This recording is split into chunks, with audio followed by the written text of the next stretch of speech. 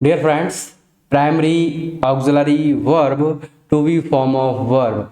तो इस तरीके से हम पढ़ रहे थे वर्ब्स का यूज कैसे करते हैं, प्राइमरी ऑक्सिलरी वर्ब क्या होती है, टू बी फॉर्म वर्ब क्या होती है, और रूल नंबर 1 2 3 4 पिछली क्लास में कवर कर लिया है। और इस क्लास में हम पढ़ने वाले हैं रूल नंबर 5।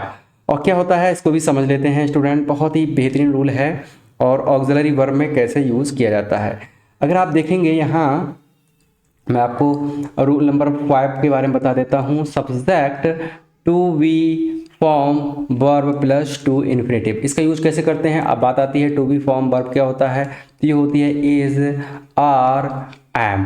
ये क्या होती है, इज आर एम होता है। और साथ में अगर आप देखेंगे तो वाज और वर, ये क्या होती है, टू बी फॉर्म वर्ब होती है। तो अगर इसका यूज करना है किसी भी सेंटेंस स्ट्रक्चर में तो कैसे होगा। सबसे पहले हम यूज करेंगे सब्जेक्ट का और फिर वर्ब का, उसके बाद टू इन्फिनेटिव का यूज करेंगे। कैसे, अगर एग्जाम्पल मैं आपको बताऊं क्या एग्जाम्पल बन सकता है। जैसे कि मैं कहूं he is to come on Sunday, ये राइट हो जाएगा। ही इज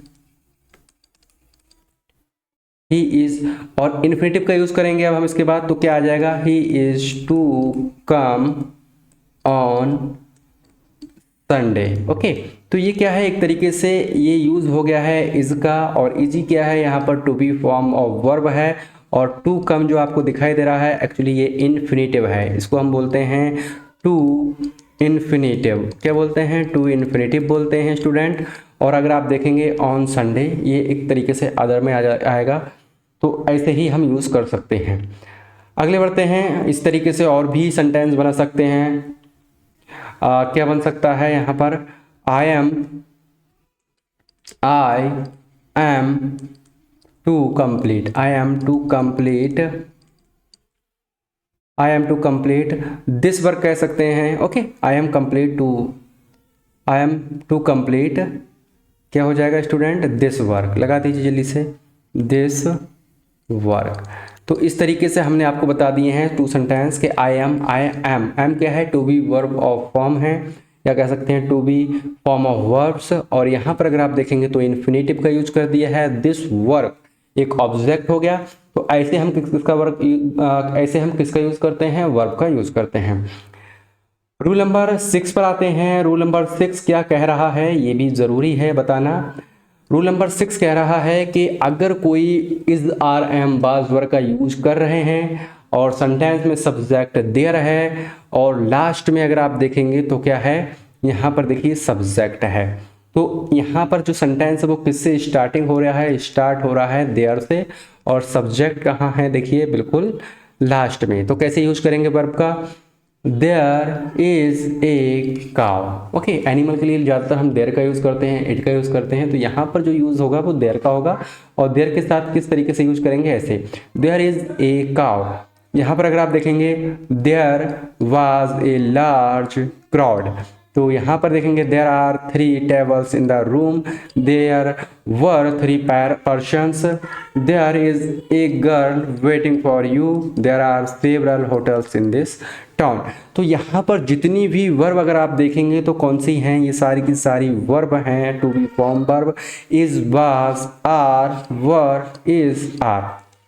ओके, तो यहाँ पर कंफ्यूज मत होइएगा, बहुत ही आसान यूज है। और अगर आपने पिछली क्लास नहीं देखी है नाउन की, प्रोनाउन की और वर्ब की पिछली क्लास नहीं देखी तो जरूर देखिएगा, बहुत क्लियर लगेगा आपको। ओके स्टूडेंट, तो बस हमें ये समझना है कि जो टू बी वर्ब फॉर्म है, या कह सकते हैं is are am was verb, उसका यूज कैसे करते हैं सेंटेंस स्ट्रक्चर में।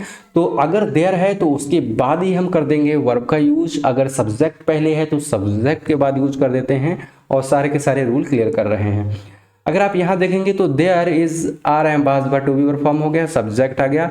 और यहाँ पर अगर कोई एडवर्बियल एडजेक्टिव का यूज हो रहा है तो हम कर सकते हैं। ओके, एडवर्बियल एडजेक्टिव जैसे 3 पर्सन्स, ओके, इस तरीके से यूज कर सकते हैं। वेटिंग फॉर यू, देखिए फॉर ज़्यादातर प्रीपोजिशन है तो ऐसे यूज कर सकते हैं। सेवरल होटल्स, ओके, ये देखिए एडवर्बियल एडजेक्टिव्स। अगले बढ़ते हैं रूल नंबर 7। अगर आपको कोई डाउट हो तो जरूर पूछिएगा। रूल नंबर 6 बहुत आसान था, इसलिए हमने जल्दी बता दिया आपको। किस तरीके से यूज़ करते हैं is are am was verb का, तो यहाँ पर हम यूज़ कर सकते हैं is are am was verb का। देखिए वाज वर्ब का यूज कैसे करेंगे, तो आपको दिखाई देता होगा student, it to be form adjective या नाउन और टू इन्फिनेटिव। तो हमने कैसे यूज़ किया है, इट के बाद इसका यूज हो गया, देखिए तुरंत to be verb form, to be form of verbs, और यहाँ देखेंगे तो एडजेक्टिव का यूज कर दिया है सो नाइस। और अगर आप यहाँ देखेंगे तो टू वर्ब क्या है, इन्फिनेटिव है, और हर वर्ब यू एक तरीके से अदर्स में आ जाएगा। तो स्टूडेंट्स ऐसे यूज कर सकते हैं, it was a pleasant surprise to talk with her. इस तरीके से it is a mistake to ignore their advice, और it is so wonderful to swim her with you. तो यहाँ पर जो वर्ब है वो कैसे यूज हुई है, इट के बाद देखिए तुरंत इट के बाद यूज हुई है। तो ओके, तो देयर हो चाहे इट हो, तो इनके बाद हम किसका यूज करते हैं, वर्ब का यूज करते हैं। इनके बाद हम किसका यूज करते हैं, वर्ब का यूज करते हैं। कुल मिलाकर बात आती है सब्जेक्ट के बाद भी हम डायरेक्टली वर्ब का यूज करते हैं। और कौन सी वर्ब का यूज कर रहे हैं हम यहाँ पर, to be form verb. Okay students, तो अगर आपको दिखाई नहीं देता हो तो आप अब देख लीजिएगा, अब आपको साफ दिखाई दे जाएगा। ओके, ऐसे भी हम यूज करते हैं। आगे बढ़ते हैं और समझते हैं चीज़ों को क्लियर। रूल नंबर 8 क्या है, और ये भी किससे जुड़ा हुआ है, टू वर्ब फॉर्म से जुड़ा हुआ है। टू बी फॉर्म से अगर हम हाउ का यूज़ कर रहे हैं सेंटेंस में, व्हाट का यूज़ कर रहे हैं, यानी कि हम एक तरीके से क्वेश्चंस वर्ड का यूज कर रहे हैं। किसका यूज कर रहे हैं, क्वेश्चन वर्ड का यूज कर रहे हैं। ओके, जो प्रश्नवाचक शब्द होते हैं उनका यूज कर रहे हैं। तो हम किसका, इसके साथ किस तरीके से वर्ब का यूज करेंगे, तो हाउ, व्हाट और एडजेक्टिव और नाउन लिखा हुआ है, इट लिखा हुआ है, इसके बाद हम किसका यूज कर रहे हैं, और उसके बाद हम टू इन्फिनेटिव का यूज करेंगे। ठीक है, जैसे कि हाउ नाइस, तो हाउ क्या है यहाँ पर अगर आप देखेंगे तो हाउ तो हम समझा चुके हैं आपको। हाउ एक तरीके से हाउ और व्हाट क्वेश्चन वर्ड हो जाएंगे, एक तरीके से ये एक ऐसे शब्द हैं। नाइस क्या हो जाएगा, एडजेक्टिव हो जाएगा। टू वॉक क्या हो जाएगा स्टूडेंट्स, अगर आप देखेंगे तो ये इन्फिनेटिव हो जाएगा। हर विद यू, तो हमने क्या किया है यहाँ पर इस तरीके से यूज कर दिया है। और यहाँ पर अब आप कहेंगे सर यहाँ पर तो वर्ब का यूज ही नहीं हुआ है, तो ये सेंटेंस कुछ ऐसे होते हैं जो हम ऐसे ही बनाते हैं, क्योंकि यहाँ पर एक्सक्लेमेटरी साइन है, देखिए। ओके, इस तरीके से। तो what a pleasant surprise to talk with her, what a mistake to ignore their advice, how wonderful to swim her with you। इसका मतलब ये है कि इसमें हम वर्ब का यूज नहीं कर रहे हैं, लेकिन अगर इट का यूज किया जाता तो हम इट के बाद किसका यूज कर लेते, वर्ब का। ओके, अगले बढ़ते हैं, रूल नंबर 9 पर आते हैं। रूल नंबर 9 क्या कह रहा है, देखिए। आपको समझते समझते इसको पढ़ते पढ़ते ही क्लियर हो जाएगा कि किस तरीके से हम सेंटेंस का यूज करते हैं। ओके, तो स्टूडेंट्स प्राइमरी ऑक्सिलरी वर्ब को समझते हैं, और रूल नंबर क्या है, 9th है। और इसमें क्या है, देखिए रूल नंबर 9 में क्या कह रहा है, it to be form. It के साथ देखिए डायरेक्टली हमने यूज किया है किसका, to be form of verb का, और उसके बाद हमने एडजेक्टिव का यूज किया है, फिर उसके बाद नाउन का यूज किया है, और जीरेंड का यूज किया है। क्लियर, तो हम कैसे यूज करेंगे, देखिए। It is so nice walking her with you. अगर आप यहां ध्यान से देखेंगे तो इट के बाद हमने किसका यूज किया है, देखिए to be form of verb का। तो कैसे किया यूज, इट के बाद इसका यूज कर दिया है, it is wonderful lying on the beach all day. और यहां पर भी देखिए, it was worth while running that lady club last year, it's no good crying over split milk. तो कुल मिलाकर बात यही है, अगर इट का यूज होता है, इसका यूज होता है स्टूडेंट्स, इट का यूज होता है, तो उसके साथ हम इज, आर का तो यूज नहीं करते हैं, लेकिन हाँ इट के साथ हम किसका यूज करते हैं, इज का यूज करते हैं। ओके, इट के साथ किसका यूज करते हैं, इज का। तो बेसिक रूल था, और यहाँ पर भी आपको क्लियर हो गया होगा। अगले बढ़ते हैं, रूल नंबर 10 पर आते हैं। और रूल नंबर 10 क्या कहता है वर्ब के मामले में, to be form of verb के मामले में, देखिए इसको समझना ज़रूरी है। अगर कोई सब्जेक्ट है, सब्जेक्ट के बाद हम किसका यूज कर रहे हैं, यहाँ पर देखेंगे to be form of verb का, और सब्जेक्ट के बाद क्लॉज है तो उसका यूज कैसे करते हैं, सब्जेक्ट कॉम्प्लीमेंट की फॉर्म में जो क्लॉज होते हैं। तो यहाँ पर क्या है, सब्जेक्ट द ट्रबल इज, अब यहाँ पर देखेंगे ऑल होटल्स आर शट, यहाँ पर देखेंगे तो इसका यूज़ हमने क्वेश्चन वर्ड की तरह भी कर लिया है, यानी कि एक तरीके से इसका यूज़ जब हम पहले कर लेते हैं, जो भी हेल्पिंग वर्ब होती है, ऑक्सिलरी वर्ब होती है, उसका यूज़ अगर हम पहले कर लेते हैं तो ये सेंटेंस बन जाता है एक तरीके से, यहाँ पर क्वेश्चन क्रिएट हो जाता है, यानी कि क्वेश्चंस पूछना शुरू हो जाता है। ओके, इंट्रोगेटिव सेंटेंस बन जाता है। Is this what you are searching for, अगर आप यहाँ देखेंगे तो this is where she works everything was as we had left it. तो यहाँ पर सिर्फ इतनी सी बात थी, अगर हेल्पिंग वर्ब का यूज हम पहले कर रहे हैं, हेल्पिंग वर्ब का यूज पहले कर रहे हैं, सब्जेक्ट से पहले कर रहे हैं, तो यहाँ पर क्या हो जाएगा, इंट्रोगेटिव सेंटेंस बन जाएगा। ये इंपॉर्टेंट था। ओके, बाकी ये क्लियर हो गया है कि किस तरीके से यूज करते हैं। अब देखिए रूल नंबर 11 क्या है, और सारे के सारे रूल क्लियर कर दिए गए हैं, क्योंकि प्रैक्टिस सेट जब हम कवर कराएंगे तो अब आपको क्लियर लगेगा कि इन रूल्स का कितना ज़्यादा इंपॉर्टेंस है। तो इट के साथ देखिए, it to be for noun pronoun to infinitive, तो किस तरीके से यूज करते हैं हम इट के साथ किसी भी वर्ब का। तो अगर आप यहाँ देखेंगे तो to be form of verb यहाँ लिखी है, जिसको हम बोलते हैं, दोबारा लिख देता हूँ, इज आर एम, और वाज वर्ब का यूज हम कैसे करेंगे, तो इट वाज वेरी डिफिकल्ट, देखिए it was very difficult for, preposition है, him to live in this cold region, तो ये देखिए ये प्रीपोजिशन आ जाएगा, नॉन प्रोनाउन का यूज़ करेंगे और टू इन्फिनिटिव का यूज़ कर सकते हैं। ये क्या होता है, टू इन्फिनिटिव है। ओके, और ये क्या है, देखिए प्रोनाउन हो गया है, टू इन्फिनिटिव हो गया है, इन दिस कोल्ड रीजन। ऐसे ही it was the rule, it was the rule, तो वाज का यूज़ कर लिया है टू बी फॉर्म के साथ, रूल फॉर प्रीपोजिशन का यूज़ कर दिया है, नॉन प्रोनाउन का यूज़ देखिए आपको दिखाई देता होगा, मेल एंड फीमेल, और टू सिट क्या है, इन्फिनिटिव का यूज़ कर लिया है। It was very easy, it is very easy, और यहाँ पर अगर अब देखेंगे तो प्रीपोजिशन एनीवन और टू टॉक का मतलब हो गया इन्फिनिटिव, और फिर अदर का यूज़ कर लिया है। तो सेंटेंस स्ट्रक्चर हमें ये बता रहा है कि आखिर इज का जब भी हम यूज़ करेंगे तो सेंटेंस स्ट्रक्चर में हम कैसे यूज़ करेंगे।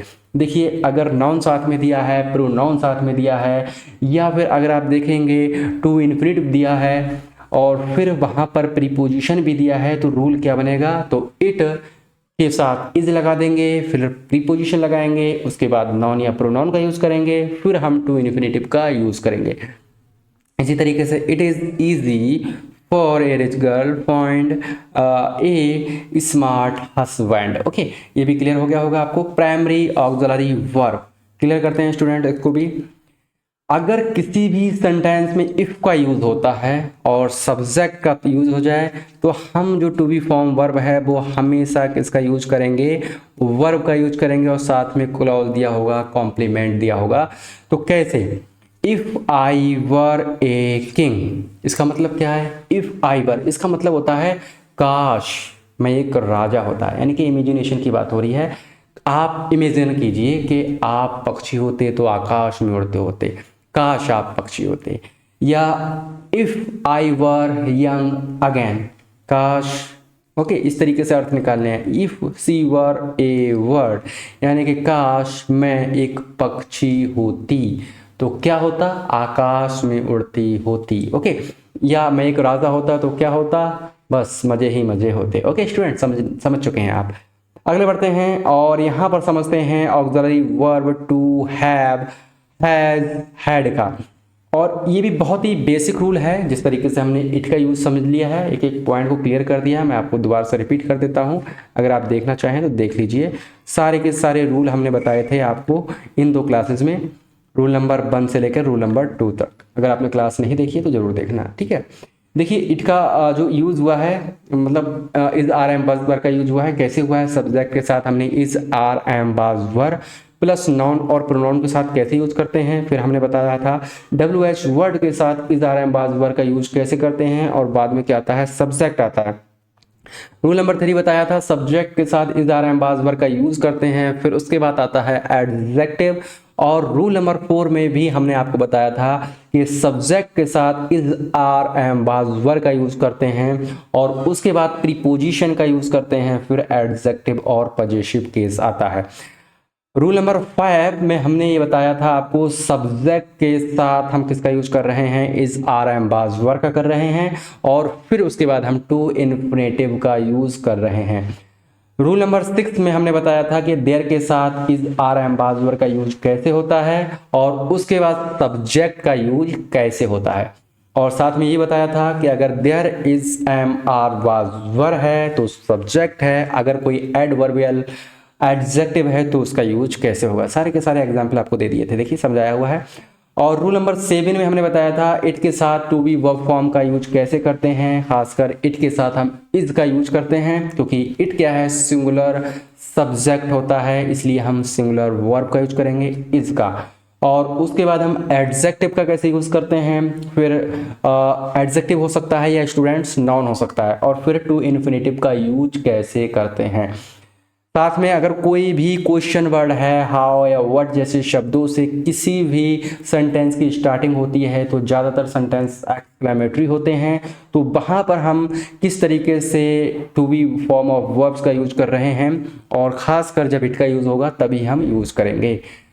आगे बढ़ते हैं। रूल नंबर 9 ये कहता था कि इट के साथ to be form of verb कैसे यूज करेंगे, और उसके बाद एडजेक्टिव या नाउन आ जाए या साथ में जीरेंड आ जाए तो उसके साथ कैसे यूज करेंगे। ओके, ये भी समझना है जरूरी हमें। अगले बढ़ते हैं।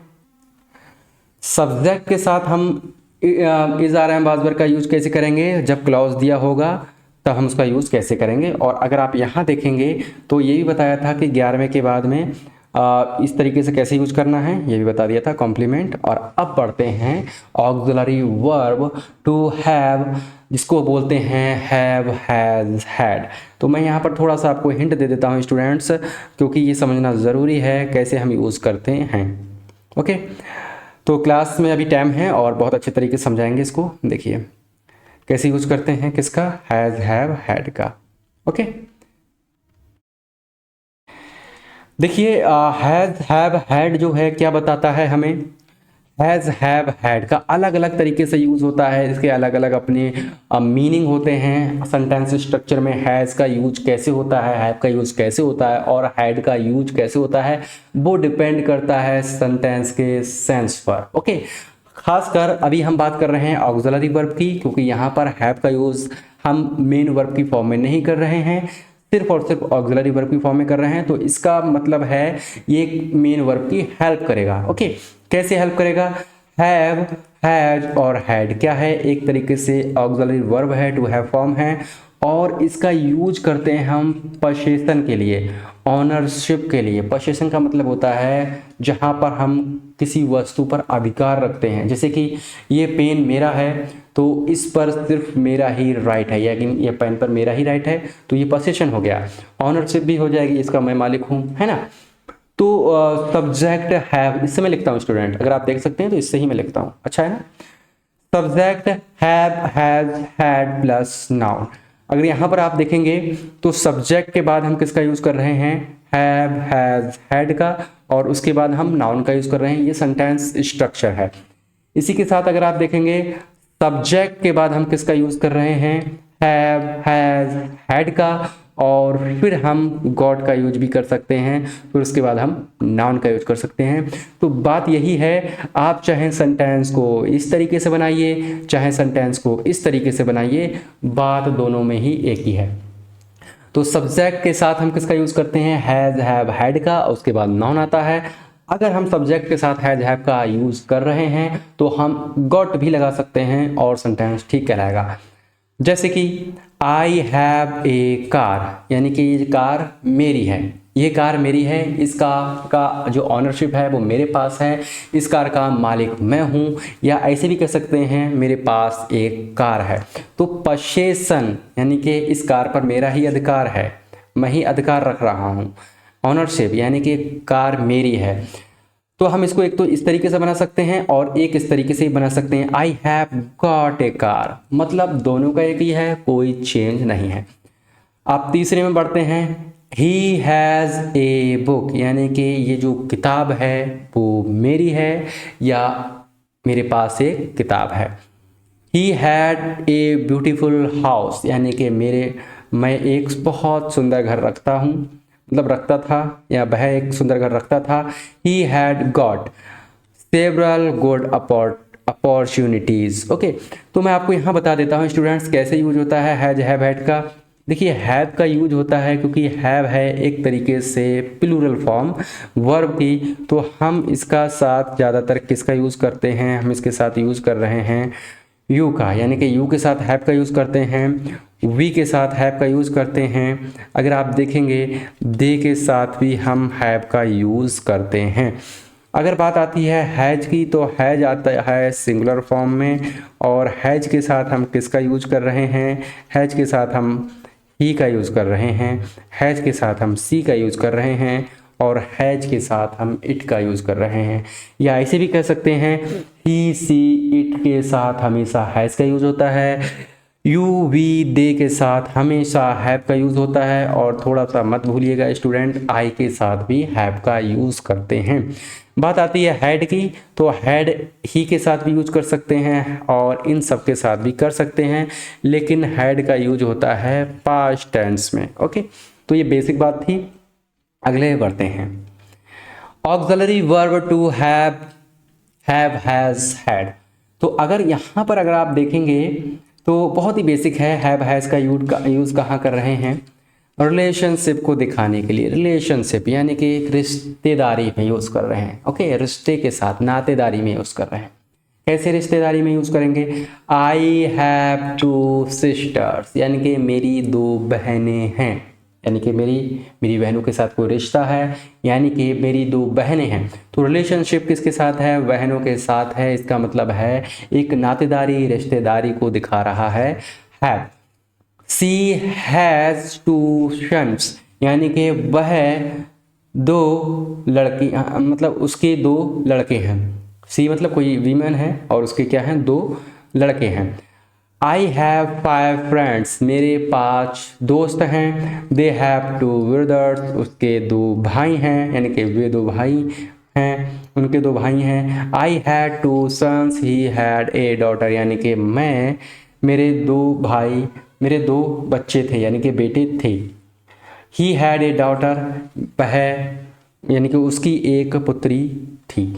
तो कुल मिलाकर बात यही है, इसमें हम ये देख रहे हैं कि कहाँ पर किसका यूज हो रहा है। तो ज़्यादातर आपको मैं फिर बता देता हूँ, हैड का यूज हमेशा पास्ट में होता है, और हैज हैव का यूज हम कर सकते हैं, हैज हैव का यूज हम करते हैं रिलेशनशिप के लिए, ऑनरशिप के लिए, पोसेशन के लिए, और कैसे यूज करते हैं वो स्टूडेंट देख चुके हैं। अगले बढ़ते हैं, हैव हैड का यूज देखिए और भी अच्छे तरीके से हम कर सकते हैं। कैसे, पोसेशन ऑफ सेवरल पार्ट्स, यानी कि हमारी बॉडी के बहुत सारे पार्ट्स हैं, हाथ है, आँख है, नाक है, मुंह है, तो हमारा सिर्फ उस पर अधिकार हमारा ही उस पर अधिकार है, ऐसे भी कह सकते हैं। तो ए मैन हैज़ 2 legs, एक व्यक्ति है उसकी 2 टांगे हैं। ए काउ हैज़ 4 legs, एक गाय है उसकी 2 मतलब 4 टांगे हैं। द रूम हैज़ 4 walls, यानी कि जो रूम है 4 दीवारों के साथ, रूम की 4 दीवारें हैं, या रूम 4 दीवारों के साथ है। ए चेयर हैज़ 4 legs, जो कुर्सी है उसकी 4 टांगे हैं। Ramesh has 6 fingers in his right hand, और रमेश है उसके राइट हैंड में 6 फिंगर्स हैं। ऋतिक रोशन के जैसे राइट हैंड में 6 फिंगर्स हैं, ऐसे ना, ऐसे ही। This table has only 3 legs, यानी कि ये जो टेबल है इसमें सिर्फ और सिर्फ 3 ही टांगे हैं।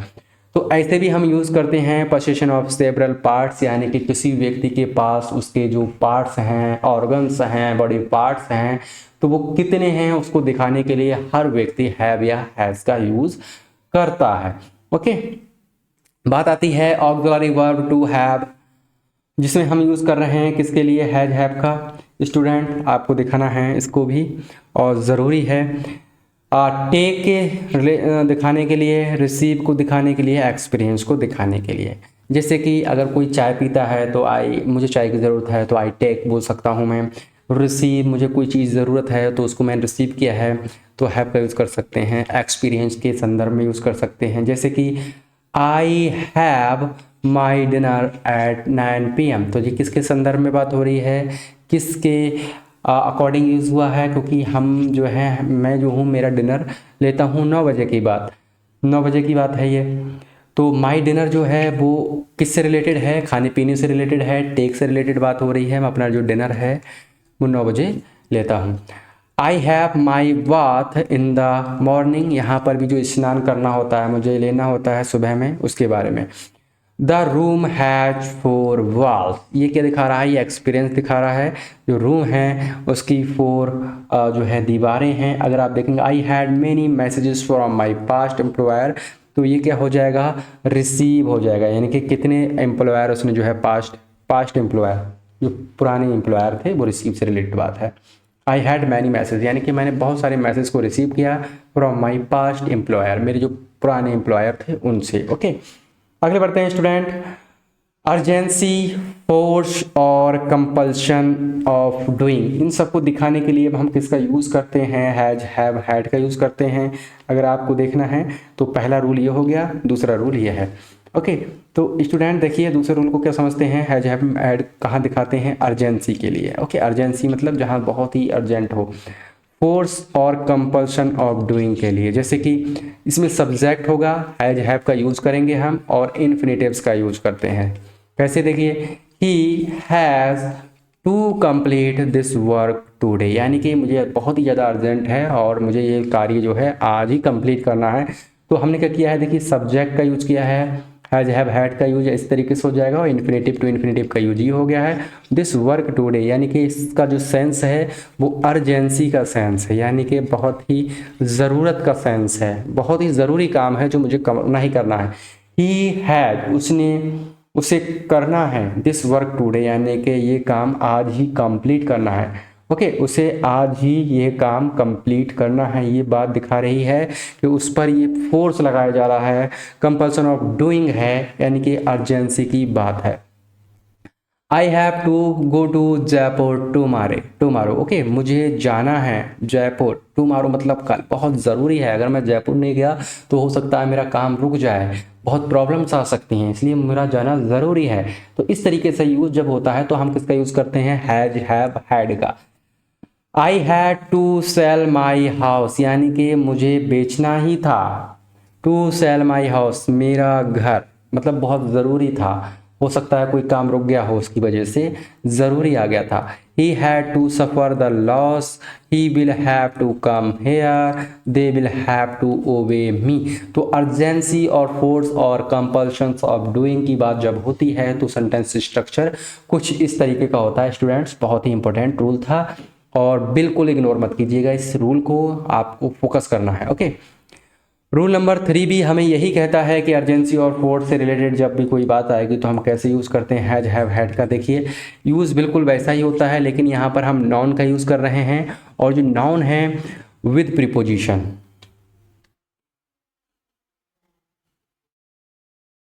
तो रूल नंबर 3 में स्टूडेंट क्या है, रूल नंबर 3 हमें को ये बताता है कि ये भी लगभग वैसा ही रूल है, लेकिन इसमें क्या डिफरेंट है। सब्जेक्ट उस तरीके से यूज़ करेंगे, हैव, हैज़, बीन का यूज़ भी है, और नाउन विद प्रीपोजिशन का यूज़ करना है, या हम कर भी सकते हैं। और इसमें भी हम अर्जेंसी और फोर्स और कंपल्शन को दिखा रहे हैं। I have been a professor, I have been a professor, तो इसमें हम दिखाते हैं अर्जेंसी को। Okay, I has been a banker, I have been to USA, I has gone to USA। Okay, तो मतलब ये पास्ट की बात है कि मैं बन चुका हूँ, मैं एक प्रोफेसर हो चुका हूँ, इसका मतलब है कि आज तो फिलहाल मैं नहीं हूँ, लेकिन हाँ मैं एक प्रोफेसर रह चुका हूँ, यानी कि I have been a professor, यानी कि मैं एक प्रोफेसर रह चुका हूँ। ओके, इस तरीके से मैं एक बैंकर रहा हूँ या रह चुका हूँ, या I have been to USA, यानी कि मैं यूएसए में रह लिया हूँ या रह चुका हूँ। I have gone to USA, यानी कि वह यूएसए जा चुका है या चला गया है ना, मतलब जा चुका है, उसको ये एक्सपीरियंस है। तो स्टूडेंट्स इस तरीके से हम यूज़ कर सकते हैं किसका, इसका यूज़ कर सकते हैं हैज, हैव, हैड का। तो रूल नंबर 4 को हम कल कंप्लीट करेंगे, और बहुत ही बेहतरीन रूल है कि आखिर हैड का यूज हम पास्ट परफेक्ट में करते हैं, एक्सपेक्शंस को दिखाने के लिए, होप को दिखाने के लिए, विश को दिखाने के लिए एंड वांट को दिखाने के लिए। और इसके बहुत सारे एग्जाम्पल भी हैं। उसके बाद रूल नंबर 5 के बाद देखिए किस तरीके से अफर्मेटिव और नेगेटिव के साथ यूज़ करना है हमें, किस तरीके से कॉन्टिन्यूस सेंटेंसेस में एक्सपीरियंस, इंजॉय और टेक को दिखाना है, डू डज का यूज कैसे होता है। ये बहुत सारे रूल्स हैं तो हम नेक्स्ट क्लास में दिखाने वाले हैं स्टूडेंट्स। तो बिना देरी करे आप इसको जरूर ज्वाइन कीजिएगा और सबसे पहले आपको इस चैनल को सब्सक्राइब करना है, लाइक करना है, कमेंट ज़रूर कीजिएगा। अगर कोई और टॉपिक पढ़ना चाहते हैं जो आपको लगता है सर मुझे ये टॉपिक पढ़ा दीजिए, तो बिल्कुल हम ध्यान रखेंगे, कमेंट कीजिएगा और शेयर करना बिल्कुल मत भूलिएगा स्टूडेंट्स। शेयर जरूर कीजिए, बिल्कुल मत भूलिएगा। अपने फ्रेंड्स को ज़्यादा से ज़्यादा यूट्यूब की वीडियोज़ दीजिएगा, शेयर कीजिएगा और डेली क्लास में जो है आइएगा। ओके, तो बहुत ही बेहतरीन क्लास है ये, बहुत सारी प्रैक्टिस भी कराएंगे। तो आज के लिए इतना ही काफ़ी है। Thank you very much.